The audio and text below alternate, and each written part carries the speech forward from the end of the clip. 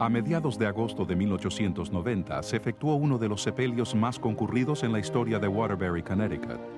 Los presentes se afligieron por el fallecimiento a los 38 años de edad del padre Michael J. McGivney, fundador de los Caballeros de Colón. Asistieron delegaciones de casi los 57 consejos de los caballeros establecidos en los primeros 8 años de la orden. También asistieron el obispo de Hartford, más de 70 sacerdotes de Connecticut y líderes cívicos. Se informó que todo carruaje disponible, varias millas a los alrededores de la ciudad, se alquiló para el gran funeral. El funeral del padre McGivney fue una expresión de amor y de respeto que la gente sintió por este laborioso y santo sacerdote. También reflejó la profunda e inmediata aceptación de los caballeros de Colón por los inmigrantes católicos. Aceptación que se hace patente hasta nuestros días. Los Caballeros de Colón somos hoy en día la sociedad más grande de hombres católicos en el mundo. Al celebrar el 100 aniversario de los Caballeros de Colón en 1982, se trasladó el cuerpo del padre McGivney desde Waterbury hasta la iglesia de Santa María en New Haven.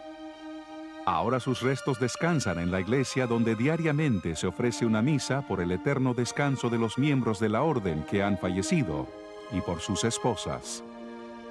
Además se rezan oraciones en su honor. Por Cristo, con Él y en Él, a ti Dios Padre Omnipotente, todo honor y toda gloria por los siglos de los siglos. El padre McGivney nació en Waterbury el 12 de agosto de 1852. Sus padres Patrick y Mary Lynch McGivney habían llegado durante la gran ola de inmigrantes irlandeses en el siglo XIX. Patrick McGivney era moldeador entre el calor y los gases nocivos de una fundición de bronce en Waterbury.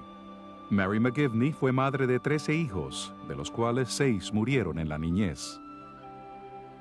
Así, el primer hijo, Michael, junto a 4 hermanas y 2 hermanos, desde temprana edad conocieron el dolor y la severa garra de la pobreza. También aprendió sobre el poder que tiene el amor y sobre la fe y la fortaleza que brinda la familia. Estudió en las pequeñas escuelas de distrito de los vecindarios de clase obrera de Waterbury. Como era un niño muy aplicado, se ganó la admiración del director de su escuela por su conducta excelente y destreza en los estudios. Después de la Guerra Civil, cuando la industria metalúrgica de Connecticut florecía, dejó la escuela a los 13 años para trabajar. Su trabajo en el departamento de cucharas de una fábrica de artículos de bronce complementaba el mantenimiento de la familia. Cuando Michael cumplió 16 años en 1868, dejó la fábrica. Con la idea del sacerdocio muy viva en su mente, viajó a Quebec, Canadá, con su párroco de Waterbury. Allí se matriculó en el Colegio de San Jacinto, en el que se enseñaba en francés. Puso gran interés en las materias que le ayudarían a ingresar a un seminario. Luego siguieron 2 años de estudios en el Seminario de Nuestra Señora de Los Ángeles, vinculado a la Universidad de Niágara, Nueva York. Más adelante, el joven McGivney se mudó a Montreal para tomar cursos en el Colegio de Santa María, una institución jesuita. Se encontraba allí cuando falleció su padre en junio de 1873. Sin recursos económicos y preocupado por su familia, fue a casa para el sepelio y se quedó más tiempo en Waterbury. Entonces, a petición del obispo de Hartford, ingresó al seminario de Santa María en Baltimore, Maryland. Tras 4 años de estudios, fue ordenado sacerdote el 22 de diciembre de 1877 en la histórica Catedral de la Asunción de Baltimore, por el arzobispo y luego cardenal James Gibbons. Varios días después, con su madre presente, celebró su primera misa en la iglesia de la Inmaculada Concepción de Waterbury. El padre McGivney comenzó su ministerio sacerdotal en la Navidad de 1877 como asistente del párroco de la iglesia de Santa María en New Haven, la primera parroquia de la ciudad. Después de que un incendio destruyese la vieja iglesia, se construyó una de piedra en una de las mejores calles residenciales de New Haven. Los vecinos se quejaron y hasta el periódico New York Times lo reseñó en 1879 con el titular: «Cómo una avenida aristocrática fue manchada por una iglesia romana». Así fue como el padre McGivney comenzó su ministerio sacerdotal. bajo un clima de tensión y defendiendo a las familias irlandesas de clase obrera a las que servía. Los sacerdotes de la iglesia de Santa María tenían que dar atención pastoral a los presos de la cárcel de la ciudad. En un caso notable, un irlandés de 21 años de edad, borracho, mató a un policía de un disparo. James Chip Smith fue juzgado por homicidio en primer grado en 1881, hallado culpable y sentenciado a la horca. El padre McGivney lo visitaba diariamente. Luego de una misa especial el día de la ejecución, la angustia del sacerdote era intensa. El joven convicto lo confortó al decirle: «Padre, sus ministraciones santas me han permitido enfrentar la muerte sin el mínimo miedo. No tema por mí, no debo perder ahora el ánimo».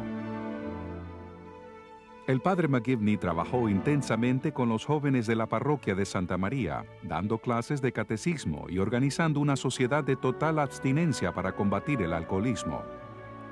En 1881 comenzó a discutir con varios laicos la idea de establecer una sociedad benéfica fraternal católica.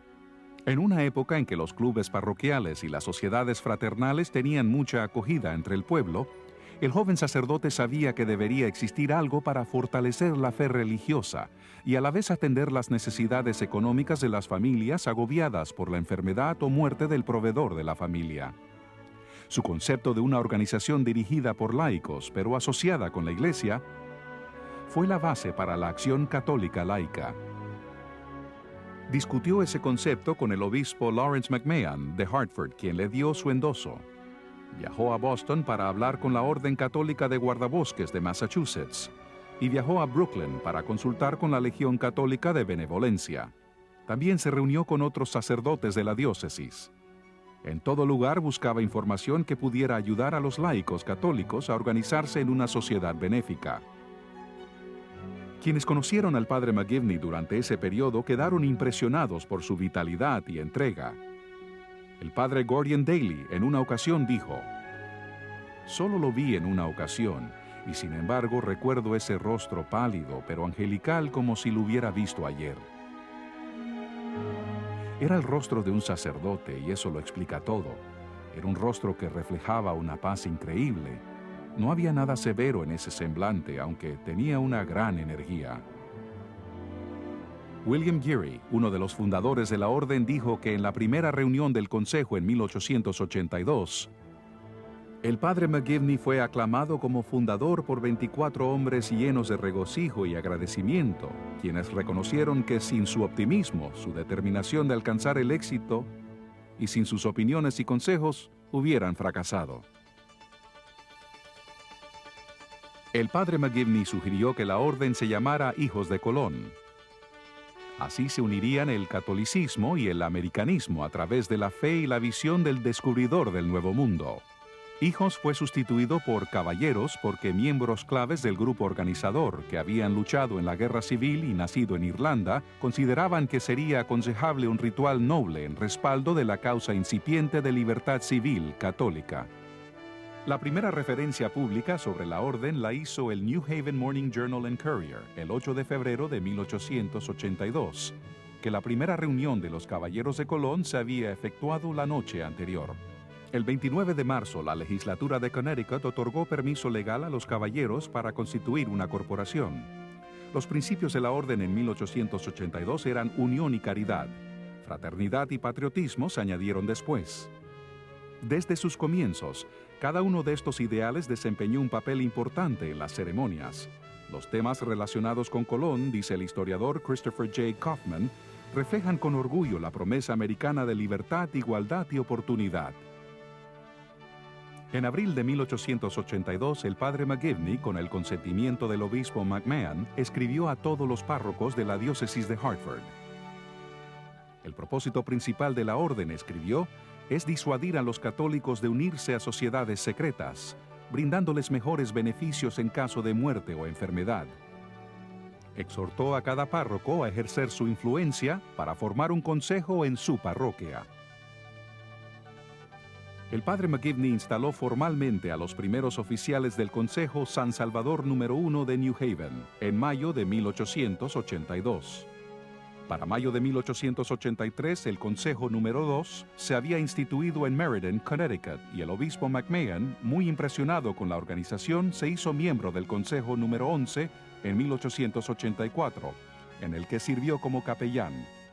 Para fines de 1885 había 31 consejos en Connecticut. La dedicación del padre McGivney hacia la orden era patente en sus viajes por todo Connecticut y en su correspondencia sobre asuntos de los caballeros de Colón. En la iglesia de Santa María, a pesar de todo, siguió siendo el activo asistente de párroco con su continuo interés en los problemas de cada feligrés. En noviembre de 1884, fue designado párroco de la iglesia Santo Tomás en Thomaston, Connecticut, a 10 millas de su ciudad natal. Era una parroquia con varias fábricas, endeudada y donde se daba servicio a fieles de la clase obrera de pocos recursos, pero con mucha fe. El padre McGivney rezó mucho al aceptar la designación y comenzó una nueva etapa de su vida, tras 7 años en Santa María. Sus feligreses de New Haven prepararon una resolución en su honor, impresa sobre un dibujo de un cáliz y una hostia. En ella decían que a pesar de sus dolencias y aflicciones, su cortesía, bondad y pureza de vida habían conquistado el amor y la confianza de los feligreses de Santa María, cuyo afecto los seguirá en todo lugar donde trabaje en el futuro. Durante los 6 años subsiguientes en la iglesia de Santo Tomás, luchó contra la deuda y estableció los mismos vínculos de devoción e interés por el bienestar del prójimo que había desarrollado en New Haven. Siguió además como capellán supremo y contribuyó a que la orden se extendiera a Rhode Island. Posteriormente, entre 1901 y 1939, sus hermanos más jóvenes, los padres Patrick y John McGivney, sirvieron a la orden como capellanes supremos. El padre McGivney, quien nunca gozó de muy buena salud, repentinamente contrajo pulmonía en enero de 1890 y se puso muy grave. Fue sometido a varios tratamientos para consunción, pero su salud siguió deteriorándose. El joven sacerdote perdía su fortaleza física, al mismo tiempo que la orden que había fundado adquiría nueva vitalidad. El 14 de agosto de 1890, el padre Michael J. McGivney falleció a la edad de 38 años.